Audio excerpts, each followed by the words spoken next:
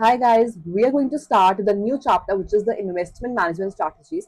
In this chapter, we are going to study about three strategies which will help you to invest your money wisely, right? अब इस chapter में हम three strategies पढ़ेंगे which are the active, passive and the other. ठीक है. अब investment management होता क्या है? Now it involves professionally managing various investment assets. हमें अपने जो स्टॉक्स है, बॉन्ड्स है, फंड्स है, हमें उसको ऐसे मैनेज करना है ताकि जो हमारी रिटर्न है वो मैक्सिमाइज हो सके और जो रिस्क है वो मिनिमाइज हो सके, which is the main basic criteria of the portfolio construction. हमें अपना पोर्टफोलियो ऐसे बनाना है जिसमें हमारी रिटर्न जो है वो मैक्सिमाइज हो रही है, डाइवर्सिफाई करके हम लगाते हैं हमेशा अपना पैसा, और जो रिस्क है वो मिनिमाइज हो रहा है. That we have to invest in each kind of the sectors which prevail in the market.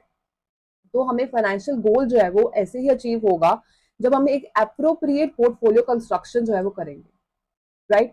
So investment strategy क्या है? It is just a plan that how you invest your money. It helps you to decide that where you want to invest, how much risk you can take, और आपको fast growth चाहिए कि safe income भी आपको चल जाएगी. ठीक है.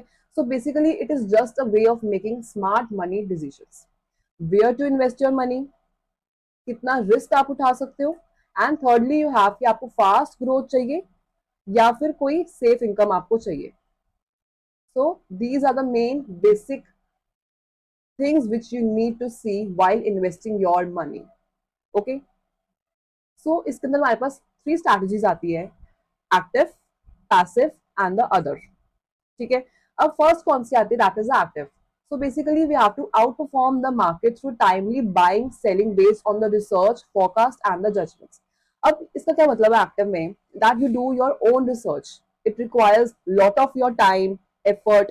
ठीक है. ताकि हमें मार्केट के साथ बीट करना है, ताकि हम अर्न कर सके मोर देन द एवरेज. इसके अंदर हमें मोर देन द एवरेज जो है वो रिटर्न चाहिए. तो इसके अंदर हमें मार्केट के साथ अपडेटेड रहना पड़ता है. You have to study.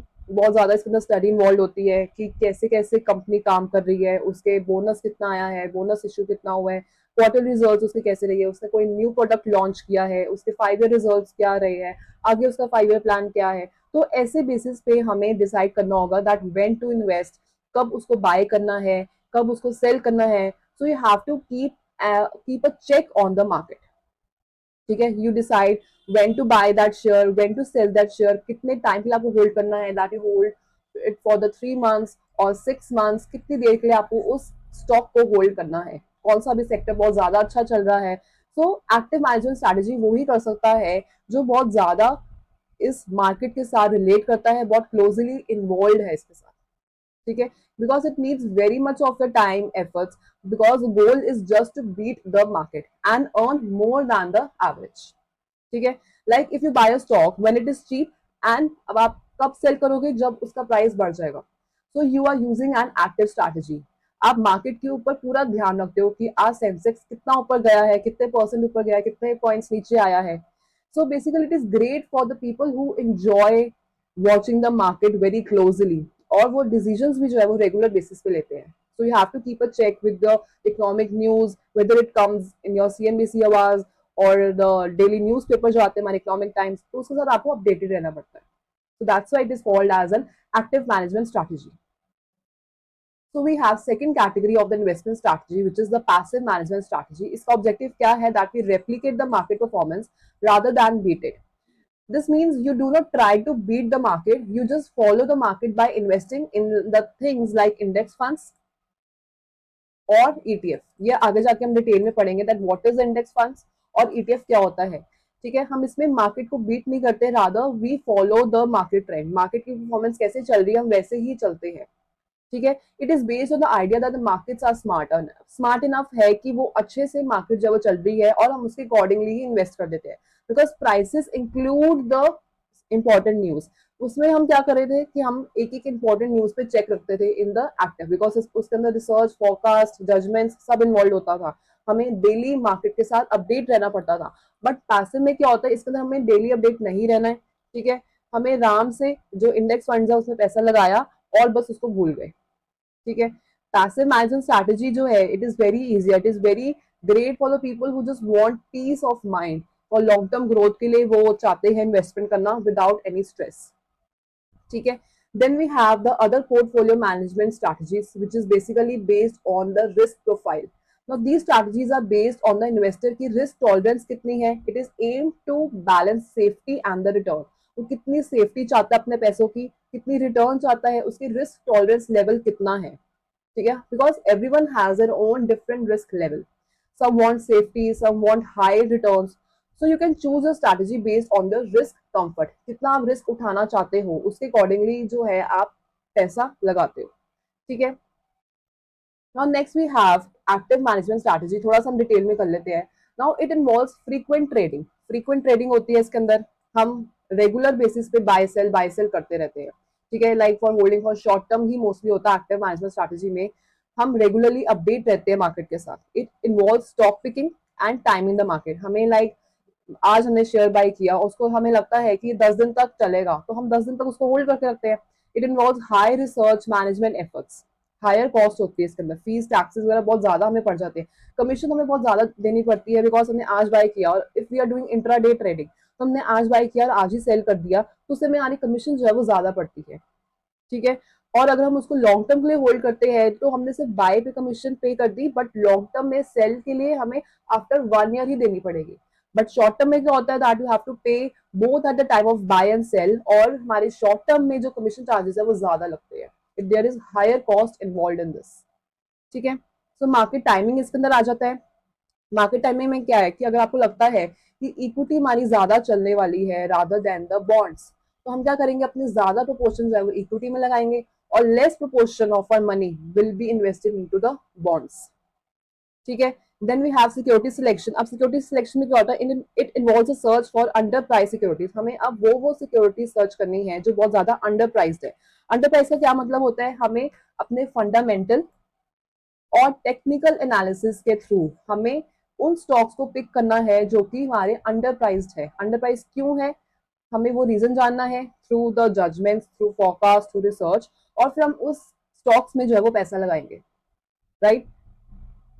उसके बाद आता है use of the speculation investment concept. अब इसके अंदर क्या होता है, that next possible approach to achieve superior returns is to employ the specialized concept with respect to investment in the stocks. अब हम ग्रोथ स्टॉक्स में लगा सकते हैं अपना पैसा.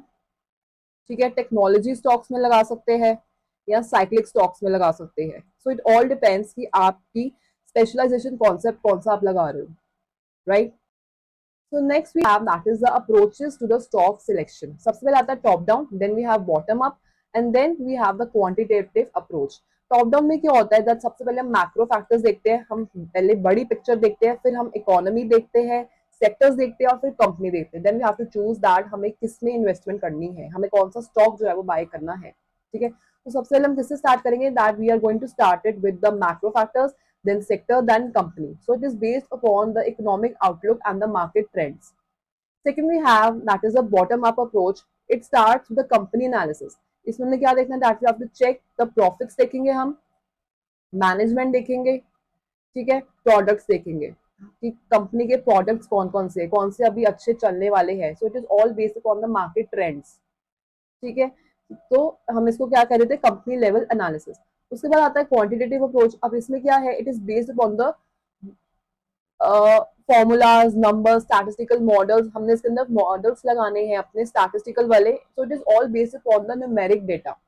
ठीक है. न्यूमेरिक डेटा के ऊपर ही बेस्ड होता है. Like we are going to see the P ratio, we are going to see the EPS, हम देखेंगे आरओई देखेंगे इसके अंदर, पीई रेशियो देखेंगे. So it is all based upon the quantitative numbers.